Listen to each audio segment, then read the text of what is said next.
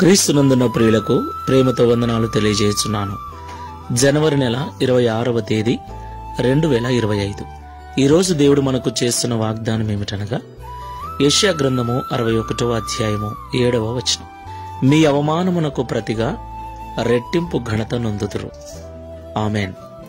నా ప్రియమైన సహోదరి సహోదరులారా, అవమానములు పొందటం, చులకనగా చూడబడటం, ఎగతాళి చేయబడటం, లెక్కలేని వారిగా ఎంచబడటం, ఆయా సమయాలలో ప్రతి ఒక్కరము కూడా ఈ స్థితిని అనుభవించి ఉంటాం.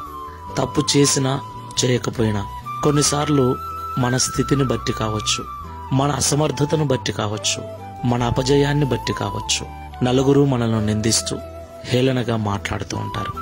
ఆ సమయంలో నిజంగా ఎంత బాధ, ఎంత వేదన. మనము తప్పు చేశామన్న ఒకే కారణముతో వెలివేసేవారు, త్రోసివేసేవారు, అక్కర్లేదు వెళ్ళిపో అని గెంటి వేసేవారు ఎంతమందో.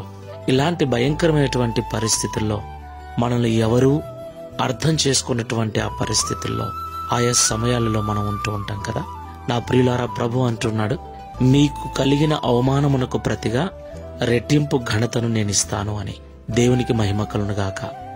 అవును ప్రియులారా, నా జీవితంలో నేను అక్షరాలు అనుభవించాను. ఎక్కడైతే అవమానపరచబడ్డానో, ఎవరి ద్వారా అయితే అవమానపరచబడ్డానో అక్కడే నా ప్రభు ఘనతనిచ్చి వేవేల మందికి ఆశీర్వాదకరంగా నన్ను మార్చాడు.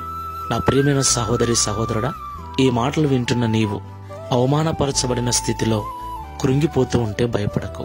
విశ్వాసములో బలహీనుడవు కాక, ప్రార్థనను విడవక, సంఘానికి దూరము కాక, స్థిరబుద్ధి కలిగి ప్రభువును సేవించు. ఈ వాగ్దానం నెరవేర్చబడినట్లు నాతో కలిసి ప్రార్థించు. ప్రేమ స్వరూపుడైన తండ్రి, పరిశుద్ధుడైన ప్రభువా, మీకు స్తోత్రాలు చెల్లిస్తున్నాం. మీ అవమానమునకు ప్రతిగా రెట్టింపు ఘనతనిస్తానని ఈరోజు మాతో మాట్లాడినందుకు స్తోత్రాలు.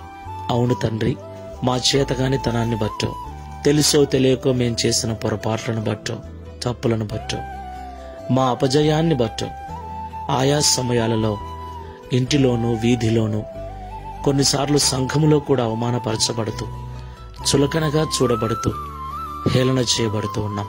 అయితే మేము ప్రార్థన మానక, విశ్వాసమందు సన్నగిల్లక, శుభప్రదమైన నిరీక్షణతో నీ సన్నిధిలో చేరినట్లయితే, ప్రార్థించినట్లయితే, అవమానము పొందిన చోటనే రెట్టింపు ఘనతనిస్తానని, అవమానపరిచిన వారితోనే మాకు విజయాన్ని అనుగ్రహించే దేవుడవని ఈరోజు మాతో మాట్లాడినందుకు స్తోత్రాలు.